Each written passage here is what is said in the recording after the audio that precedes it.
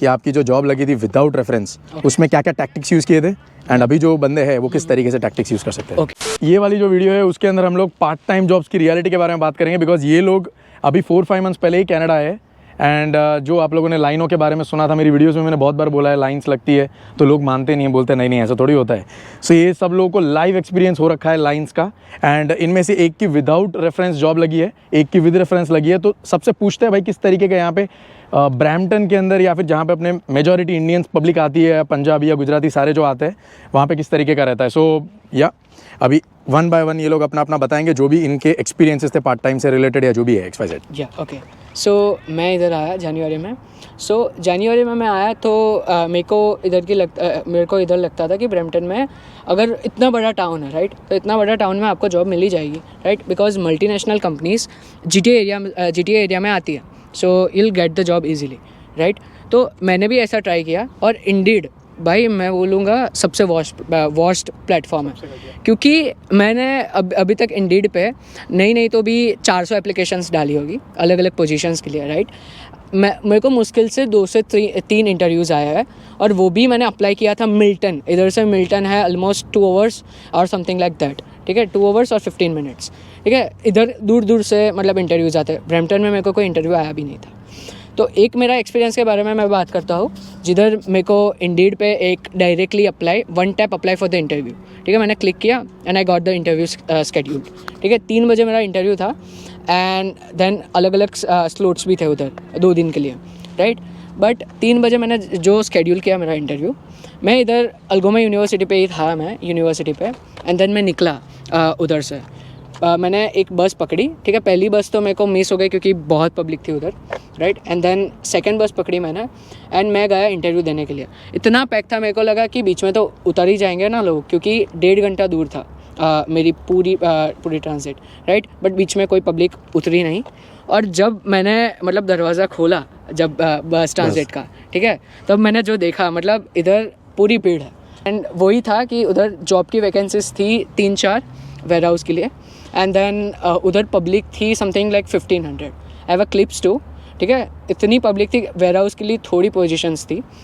And उनका क्या scene रहता है कि जो लोग ऐसा मतलब इतने सारे स्टूडेंट्स को इंटरव्यू देते हैं और वो सब पोजीशन इतनी होती है, उनका ये होता है कि फ्री में प्रमोशन हो जाता है, ठीक है। अगर बंदे उधर जाएंगे तो रील्स तो बनाएंगे, क्योंकि पता ही है कि हर एक नया बंदा जो कनाडा आ रहा है वो व्लॉगर बन रहा है इधर राइट।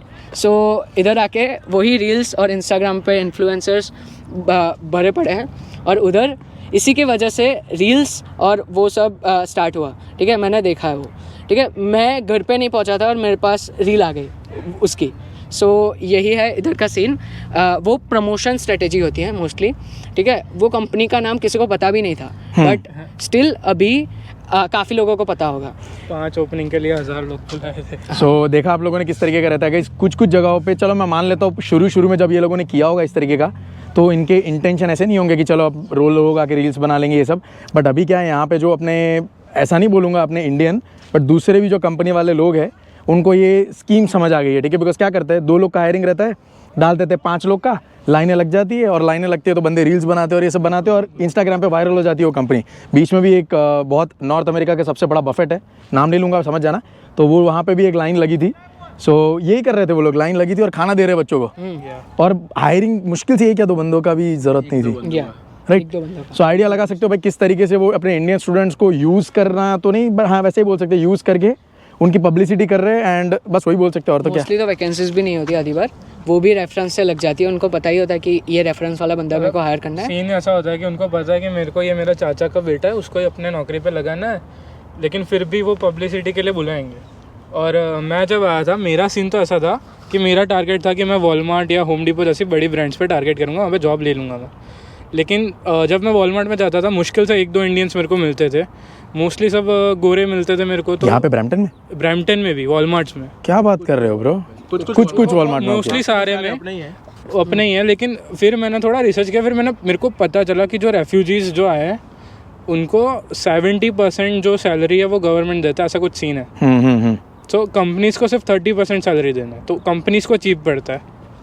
सो रेफ्यूजीज को उनको नहीं लेना, मतलब रेफ्यूजीज को उन पे जॉब पे लेना है, जॉब पे लेना, आई अंडरस्टैंड। लीगल्स को नहीं लेना। Okay okay okay. फिर दूसरा सीन है कि मैं तो समझ गया भाई रेफरेंस के बिना लगेगा नहीं, तो मैंने फिर इंडिया फ़ोन किया, थोड़ा कनेक्शन बढ़ा रिलेटिव्स के सबसे, फिर एक कंपनी है वहाँ पे मेरे को अच्छी सेल्स एसोसिएट की जॉब मिल गई, अब आज में मिल रहा है, तो अभी मेरा तो सही है। लेकिन शुरू में तो हम सब ने उसी नेगेटिव पब्लिसिटी के सब शिकार हुए थे।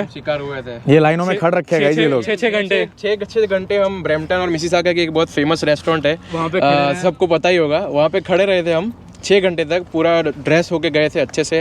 अब नंबर आएगा, अब नंबर आएगा। आया था नंबर? नहीं, कितनों का नंबर आया था, सच बताना, कितनों का नंबर आया था? 200 मुश्किल से बोलूँ एक अप्रोक्सीमेट 800 से 1000 लोगों की लाइन थी। ओ भाई साहब, 800 से 1000 लोगों की लाइन थी। कितनी लंबी होगी फिर तो? सबको ब्रैम्पटन वालों को पता ही है कि वो कौन सी रेस्टोरेंट है, कितनी लाइन थी। हम आगे तक गए, शाम हो गई, नंबर नहीं आया, उन्होंने बोला कल आना। वीडियो कंटिन्यू करते गाइस, बट उससे पहले एंग्लोवर्स के बारे में बात करना चाहता हूँ। एंग्लोवर्स एक IELTS टीचिंग प्लेटफॉर्म है। अब बेसिकली इनमें किस तरीके के क्लासेस रहते हैं, क्या रहता है, आप लोग एक्सप्लेन करता हूँ। सो नंबर 1 क्लास होता है 1-on-1, मतलब प्राइवेट क्लासेस। एक प्रोफेसर है और एक स्टूडेंट है, तो प्रोफेसर स्टूडेंट को 1-on-1 सिखाता है। दूसरे होते हैं ग्रुप क्लासेस। अब इनके ग्रुप क्लासेस की एक बहुत अच्छा एडवांटेज है कि मैक्सिमम 3 स्टूडेंट्स क्लास में होते हैं। सो प्रोफेसर ध्यान से वो स्टूडेंट्स के ऊपर फोकस कर सकता है एंड ये देख सकता है कि वो स्टूडेंट्स किस तरीके से इंप्रूव करें। नंबर 2 ये लोग का एडवांटेज है कि 6 AM to 11 PM Indian standard time आप लोग को क्लासेस प्रोवाइड करते हैं। सो अगर आप लोग वर्किंग प्रोफेशनल हो या फिर फुल टाइम स्टूडेंट हो, तो पूरे डे में जब भी आपको टाइम मिलता है आप इनके क्लासेस अटेंड कर सकते हो। एंड तीसरा एडवांटेज है कि ऑनलाइन क्लासेस होते हैं, कोई ऑफलाइन क्लासेस नहीं होता है। मतलब ऑनलाइन आपको प्रोफेसर आएगा, 1-on-1 पढ़ाएगा। सो ये कहीं पे भी आप लोग वर्ल्ड वाइड रहते हो, आप लोग पढ़ सकते हो। ये थर्ड सबसे बड़ा एडवांटेज है। एंड फोर्थ एडवांटेज है कि इनके जो भी प्रोफेसर्स है, मतलब जो प्रोफेसर आप लोग को पढ़ाएगा, वो प्रोफेसर सारे IDP सर्टिफाइड है। मतलब इनके खुद के 7.5 बैंड से ज़्यादा IELTS में आ रखे हैं।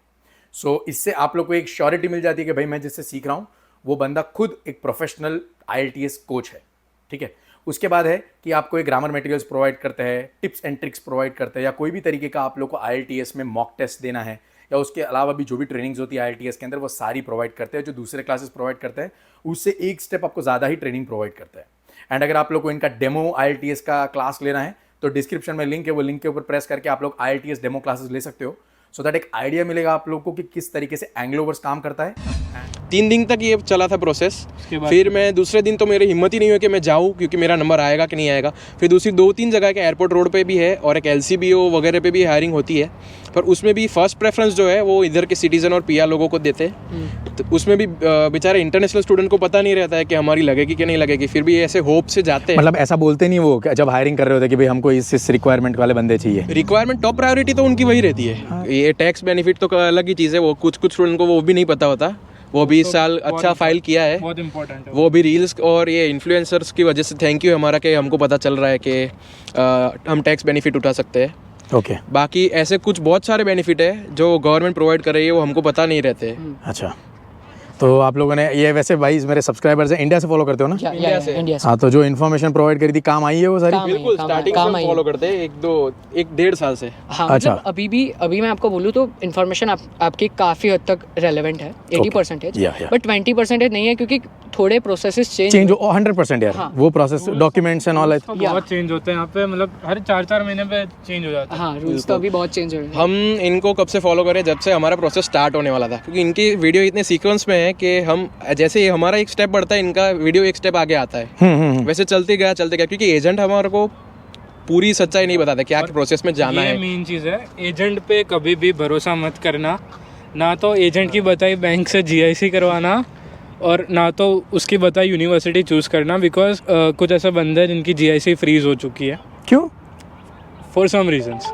ओके। उनको फिर अब बैंक है तो हेडक्वार्टर से बात करके फिर रिलीज़ कराना पड़ता है, और ऑल्सो कुछ अच्छी बैंक है जो पॉइंट्स देती हैं। ऐसा तो नहीं है ना कि वो बंदों का कुछ फाइनेंशियल स्टेबिलिटी में प्रॉब्लम था या? स्टूडेंट्स है वो। अच्छा, GIC तो हर महीने आ जानी चाहिए। ओ, यहाँ पे आने के बाद फ्रीज हुआ है? यहाँ पे आने के बाद फ्रीज हुआ है, इधर आने पे 2 महीने बाद। और आपको बताइए ना, GIC में भी आजकल खर्चा नहीं निकलता है, राइट? या टू मच। ठीक है, बहुत। इधर अगर GTA में रह रहा है तो नहीं निकलेगा। तो $20,000 हो चुका है। हाँ, अभी 20,000 हो चुका है, तो अभी हो तो मेक श्योर ये करना है कि अगर आप कोई भी चीज़, कोई भी जैसे कि अकाउंट या GIC का अकाउंट या इंश्योरेंस भी ले रहे हो, तो आप खुद का भी एक रिसर्च करो, क्योंकि एजेंट तो क्या है, उसका रोज का काम है, वो आपको दे ही देगा। वो फ्लाइट टिकट्स भी है, कमीशन की हर चीज़ कमीशन पे है। टिकट्स है या फिर ये इनका GIC है, हर एक चीज़ कमीशन से ही चलती है। तो आपका खुद का रिसर्च करो, आपके फ्रेंड्स अगर इधर है तो उनको पूछो ग्राउंड रियलिटी, आप ठीक से रिसर्च करके आओगे तो आपको कुछ कुछ पता चलेगी सच्चाई। ट्रस्ट हम लोगों पे भी ब्लाइंडली मत करो या किसी पे भी के कंसल्टेंट पे भी ब्लाइंडली ट्रस्ट मत करो, अपने हिसाब से रिसर्च करो, दोस्तों को फ़ोन करो या कुछ इस हिसाब से करो, सो दैट यहाँ पे आके ऐसा ना आपके मन में हो कि भाई ये बंदे ने हमको चुना लगा दिया, राइट। ये फीलिंग नहीं आनी चाहिए, इसलिए बोलता हूँ कि आप अपने हिसाब से रिसर्च करो, सो दैट अगर गड़बड़ हो तो you take your own responsibility. Future जो है वो तुम्हारा बनाने आ रहे हो तुम, सो ऐसा तो सोचना ही मत कि हाँ आऊँगा डॉलर छापूंगा गाड़ी लूँगा। अग्री, बहुत डिफरेंट है ground reality. Agree, absolutely man. और स्ट्रगल के बिना भी तुम यहाँ पे नहीं जी पाओगे। एंड देन मतलब इंडिया की जो लग्जरी छोड़ के तुम आ रहे हो ना, यहाँ पे तुमको सेटल करना पड़ेगा। Agree, absolutely, absolutely. इंडिया में जो रूम्स थे बड़े बड़े, यहाँ पे कुछ नहीं मिलेगा, रूम शेयर करना पड़ेगा, महीने महीने में बदलना पड़ेगा, सब होता है यार, हर चीज़ होती है, बहुत कुछ तो वीडियोस में दिखा भी नहीं सकते हम लोग, बहुत कुछ रहता है। रेडी रहना, बस आपके अलग अलग नए नए स्टेप्स, नए नए रास्ते खुलने वाले हैं, बस हर चीज़ के लिए रेडी रहना पड़ेगा इधर। हम तो बस ऐसे ही आ गए थे, हम तो 12th पास करके आ गए, इतनी स्किल्स। बट फिर भी यार मेरे को थोड़ा मैच्योरिटी लगा तुम लोगों में। 12th के बच्चों से मैं बात करता हूँ ना, like to be honest guys, ऐसा बोलना नहीं चाहिए, बट मैच्योरिटी लेवल 0 के बराबर होता है। मैच्योरिटी यहाँ पे आके आई एक्चुअली, यहाँ पे आके अच्छा ऐसा क्या? बट काफी आ गए यार, 4 महीने में इतना मैच्योर हो गए क्या तुम लोग? खाना पीना सब सीख गए बनाना। नहीं, वेरी गुड। नहीं, वो दिख रहा है, वो मैच्योरिटी फिर भी है एज कम्पेयर टू दूसरे जो लोगों से मैंने बात करी थी पहले। अब ये बताओ कि आपकी जो जॉब लगी थी विदाउट रेफरेंस, उसमें क्या क्या टैक्टिक्स यूज़ किए थे, एंड अभी जो बंदे हैं वो किस तरीके से टैक्टिक्स यूज़ कर सकते हैं? ओके, सो अभी क्या रहता है, पूरा अगर आप GTA में आ रहे हो या कोई भी वैंकूवर की सिटी है जिधर सबसे ज़्यादा पॉपुलेशन है, राइट, तो आप ऐसे एरिया टारगेट करो कि जिधर यूनिवर्सिटी या इंटरनेशनल स्टूडेंट्स की रीच नहीं है। ठीक है, मैंने भी मैप्स खोले थे, राइट, मैं रैंडमली मैप्स खोल के बैठ गया था, एंड देन मैंने देखा था कि किधर यूनिवर्सिटी, मैंने लिखा था यूनिवर्सिटीज़ नियर मी, ठीक है, और उसको मैंने एक रेड सर्कल किया, ठीक है, उसके ऊपर मतलब जो यूनिवर्सिटी नज़दीक में नहीं है, राइट, उस एरियाज़ में अगर आप टारगेट करोगे,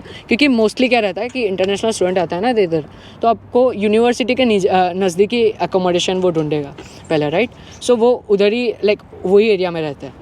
बट अगर आप ऐसे एरियाज टारगेट करोगे जिधर इंटरनेशनल स्टूडेंट्स नहीं पहुंच सकते, right, so you can get a better job, like आपका 50% चांसेस बढ़ जाएंगे। मेरे को भी जॉब मिली जॉर्ज टाउन में, एंड जॉर्ज टाउन इधर काफ़ी बंदों को पता ही नहीं होता, ठीक है, ब्रैम्पटन से वो काफ़ी नज़दीक है, राइट, बट स्टिल काफ़ी बंदों को नहीं पता होता कि जॉर्ज टाउन नाम का भी एक टाउन है, राइट। एंड देन मैं जब जॉर्ज टाउन में गया था, राइट, तो जॉर्ज टाउन में भी मैं काफ़ी घुमा था, मैंने काफ़ी मतलब रेज्यूमेस ड्रॉप किए थे, एंड फिर मेरे को एक जॉब मिली।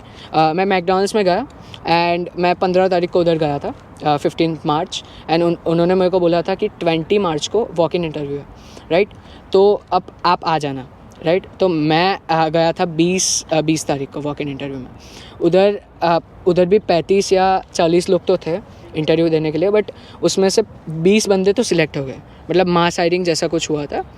सारी मैकडीज़ में, मतलब सारे के सारे रेस्टोरेंट की सारे के सारे अगर फ्रेंचाइजी की बात करूँ मैं इधर, तो वो लोग समर्स में ही हायरिंग स्टार्ट करेंगे, राइट। विंटर काफ़ी लोगों ने सुना होगा कि May is worst in tech, but still अगर आप जॉब्स की पर्सपेक्टिव से देखेंगे तो मतलब विंटर जो है, ठीक है, वो काफ़ी मतलब बुरा है, right. But may in tech आपको जॉब्स मिल जाएगी इधर मेन टेक में। मेरे को भी समथिंग लाइक मार्च में मिली जॉब, सो मेरे को 3 महीने हुए, बट मैंने स्टार्ट किया था 4 मार्च को, ठीक है, 4 मार्च, और मेरे को 20 मार्च को जॉब मिल गई। या मतलब ढूंढना तो तूने स्टार्ट में आते चालू नहीं किया था, जब चालू किया उसके बाद तो यू गॉट इट। या मैंने जैसे कि बताया, जैसे कि मैं बोल रहा हूँ कि Indeed is a what's platform, ठीक है। इंडीड पे अगर आप एप्लीकेशंस डालोगे तो उसका रिस्पॉन्स नहीं आने वाला, राइट, बट अगर वॉक इन में जाओगे आप, तो वॉक इन में काफ़ी कुछ हो सकता है, राइट। एंड रेज्यूमेज भी आप 3-4 अगर बनाओ, ठीक है, अगर मेरे को भी पता है कि 12th के बाद जो भी बंदे आते हैं वो उनके पास एक्सपीरियंस नहीं होता। मैंने तो देखा है कि बैचलर्स के बाद भी आते हैं, उनके पास भी एक्सपीरियंस नहीं होता, राइट। बट स्टिल अगर 12th के बाद अगर आप आ रहे हो, राइट, आपकी एज ही अभी 18 हुई है, राइट, एंड आप दिखा रहे हो एक्सपीरियंस मतलब 2-2 जॉब्स का, ठीक है। मेरे को भी एक सर्कल के में इंटरव्यू आया था, एंड देन उन्होंने मेरा रेज्यूमे देखा, मैंने उसमें बड़ा फाड़ रखा था, मतलब कस्टमर सर्विस, समझ गया, ठीक है, कस्टमर सर्विस रिप्रेजेंटेटिव और सेल्स एसोसिएट। उसने बोला कि तेरी अभी एज हुई है 18, राइट, और तू इंडिया में 17 की एज पे तू उधर इतनी कंपनीज़ में मतलब काम कर रहा था, तो तू अभी श्योर है? ठीक है, तो अभी तभी जाके तुमको खुद को ऐसा हो जाएगा कि भाई यार ये क्या लिख दिया, राइट। और मेरे को फिर उसने वही बोल दिया कि we will follow up, we will give you like call और ईमेल, नहीं आया विल होगा, इन्फॉर्म। नहीं आया, ऑब्वियसली नहीं आएगा। नहीं आया। और वो इंडियन था वो बंदा? नहीं, वो इंडियन नहीं था, but he still knows because वो मिसिसागा में थी जॉब। ओके, या सो वही रहता है। पता और लगा तीन, अगर आप 3 या 4 रेज्यूमे अगर अलग अलग बनाओ, ठीक है, 3 या 4 रेज्यूमेस अलग अलग बनाओ आप, तो आपको जॉब मिलने के चांसेस काफ़ी ज़्यादा है। रेस्टोरेंट में आप सर्वर का रेज्यूमे डालो, कुक का रेज्यूमे डालो, ठीक है। फिर जैसे कि आधी पोजीशंस है, ठीक है, जिसमें सेल्स एसोसिएट या कैशियर की ज़रूरत पड़ती है, तो उसमें ये रेज्यूमेस डालो, तो आपको ऐसी जॉब्स मिल सकती है, राइट। अग्री। ज़्यादा फेंको मत गाइस रेज्यूमे के अंदर, एक लिमिट तक रखो। If you are very good in talking, वो सामने वाले को पता लग जाएगा कितने अच्छे हो आप बात करने में, ठीक है। वो आपको लिखने की जरूरत नहीं है रेज्यूमे में कि I am very good speaker या मैं कन्विंस कर लूंगा ये वो, क्योंकि आई हैव सीन रेज्यूमेस, वाह हाँ क्या फेंकते हैं भाई, अलग लेवल पे फेंका होता है। जब आप पर्सन को मिलते हो तो एक ही सेकंड में आइडिया लग जाता है कि भाई रेज्यूमे कुछ है, आदमी कुछ है, कोई तालमेल ही नहीं है। वही है। कभी कभी लगता है यार रेज्यूमे भी किसी और ने बना रखा है इसके लिए। वही रहता है कि मैं अगर मेरे को खुद के मामा ने बोला था कि उनको एक्सपीरियंस है 10 साल का इधर का, राइट। सो उन्होंने बोला था कि तू अगर ऐसा मतलब लिखेगा ना तो तेरे को जॉब नहीं मिलने वाली। फिर उन्होंने लाइक मेरा रेज्यूमे चेक किया और उसमें पूरा मैंने क्रैपी लिखा हुआ था, राइट। फिर मैंने खुद का बनाया रेज्यूमे और वो बहुत सिंपलिस्टिक था, ठीक है। अगर आपके पास सिंपल रेज्यूमे है ना, जिसमें आपने बड़ा फाड़ नहीं रखा, ठीक है, सिंपल रेज्यूमे है आपका, तो आपको डेफिनेटली जॉब मिलेगी, क्योंकि वो लोग एटलीस्ट देख रहे हैं कि एटलीस्ट आप ऑनेस्ट हो। अवेलेबिलिटी मैटर करती है, अवेलेबिलिटी मैटर करती है काफ़ी ज़्यादा, क्योंकि मेरे को जब मैकडी में मैनेजर इंटरव्यू ले रही थी, राइट, तो उन्होंने मेरे को बोला कि आपकी अवेलेबिलिटी कब है। मेरी अवेलेबिलिटी एज अ मैं इंटरनेशनल स्टूडेंट, इधर यूनिवर्सिटी स्टूडेंट हूँ, राइट, तो यूनिवर्सिटी में वैसे भी 2 दिन होते हैं, 3 दिन होते हैं, राइट। तो मेरी 2 दिन ही मतलब मेरी कॉलेज थी, बाकी सारे के सारे दिन मेरे खाली थे। इसके वजह से मेरे को आई थिंक मैं बोल सकता हूँ कि अवेलेबिलिटी के वजह से भी मिल सकता है। ये सबसे बड़ा फैक्टर रहा है गाइस, अवेलेबिलिटी। एंड दूसरी चीज़ मैंने नोटिस करी है लड़के में कि दूर दूर जाके रेज्यूमेस दे रहा था, वो ऐसी जगहों पे जा रहा था जहाँ पे ज़्यादातर स्टूडेंट्स नहीं जाते। बिकॉज अगर आप लोग ईजी पाथ लोगे गाइस, तो ईजी पाथ तो सारे ही ले रहे हैं, राइट। आप समझ रहे हो, घर के नज़दीक सारे जा रहे हैं। आप ऐसी जगहों पे जाओ, थोड़ा आपके हाथ पैर दर्द कर रहे हैं, ऐसे दूर जाओ, थोड़ा डिस्टेंस लगा के, टाइम लगा के, वो ज़्यादा लोग एफर्ट नहीं मारते। जब आप मारोगे तो चांसेस बढ़ जाते हैं कि आपकी वहाँ पे लग जाए, और नींद भी अच्छी आएगी। और ये बात भी सही है गाइस, आप पूरा दिन हार्ड वर्क करोगे तो रात में नींद भी आती है। सो 2 फैक्टर्स थे, अवेलेबिलिटी एंड जितना दूर जा सकते हो। बाकी थोड़ा ऑनेस्ट हो रेज्यूमे के अंदर, लंबी फेंकने की जरूरत नहीं है, थोड़ा लिमिट में लिखो जितना आपको पता है, बिकॉज कोई पढ़ने वाला नहीं है गाइस, ऑनेस्टली कोई पढ़ने वाला नहीं है। अवेलेबिलिटी देखते हैं एंड बाकी थोड़ा बहुत ऊपर से ग्लांस मार देते हैं कुछ अगर है तो। और एक ऐसा भी मैं बोल सकता हूँ कि अभी काफ़ी कंपनीज AI यूज़ कर रही है, ATS, राइट। जैसे कि आप ऑनलाइन भी अप्लाई कर रहे हो, ठीक है, ATS वो देखती है, और वो देखती है कि आपके कीवर्ड्स कितने हैं, वो ऑटोमेटिक फिल्टर कर देता है। हाँ, तो ChatGPT नाम का एक टूल है, राइट, यू ऑल नो कि यूनिवर्सिटी स्टूडेंट्स तो काफ़ी लोग जानते होंगे, ठीक है। तो ChatGPT में अपना जो जॉब की समरी है उसको कॉपी और पेस्ट करो और उसमें बोलो कि मेरे को एक क्या बोलते हैं, एक ATS वाला मतलब मेरा एक एक्सपीरियंस है, राइट। तो एक्सपीरियंस भी डालो अपना, ठीक है, वो एक्सपीरियंस डालो और उसको बोलो कि ये चेंज करो और ATS सर्टिफाइड, मतलब ATS उसको डिटेक्ट करके ES करें, ठीक है, ऐसा करो, ठीक है। तो ChatGPT आपको जो कमांड मतलब देखे, मतलब जो टेक्स्ट देगा वो अपने रेज्यूमेज में डालो। तो आई थिंक ऑनलाइन भी आपकी जो रेज्यूमे है वो एक्सेप्ट होने के चांसेस बढ़ जाते हैं, क्योंकि वो HR के पास पहुंचती ही नहीं है, राइट, क्योंकि वो ATS ही उसको निकाल देता है। अग्री। सो कंप्यूटर साइंस का स्टूडेंट है भाई, थोड़ा बहुत उसको ये सब चीज़ों के बारे में नॉलेज होगा। सो या ये कर सकते हो, ये अग्री करता है, बिकॉज डायरेक्ट गाइज वो सॉफ्टवेयर पहले तो शॉर्टलिस्ट मारता है एंड उसके बाद कोई जिंदा पर्सन आके वो देखेगा। अगर आपका रेज्यूमे शॉर्टलिस्ट ही नहीं हुआ तो फिर तो वहीं पे गायब हो गया, ठीक है। सो दैट्स द प्रॉब्लम कि लोग अप्लाई करते हैं और उनको जॉब का नहीं आता है। सो ये सब करो गाइज। आई होप कि अभी रूल्स रेगुलेशंस चेंज हो रहे हैं, तो मैं सुन रहा हूँ लोगों के मुंह से कि भाई थोड़ा बहुत कहीं ओपनिंग दिख रहे हैं, लोगों की लग रही है। आई होप कि जो लोग आए हैं उनको मिल जाए एंड जो आ रहे हैं फ्यूचर के अंदर वो थोड़ा राइट डिसीजन लेके आए। Nothing against any college, nothing against any community या कुछ नहीं है भाई, जो था बताने लायक वो हम लोगों ने बताया। कैसा लगा कमेंट सेक्शन में ज़रूर बता देना एंड थैंक यू यार। ये 4 बंदे थे जो बेचारे काफ़ी उन्होंने अपना टाइम निकाल के बताया एंड और भी थे कुछ अंदर। So anyways thank you for your time and everything.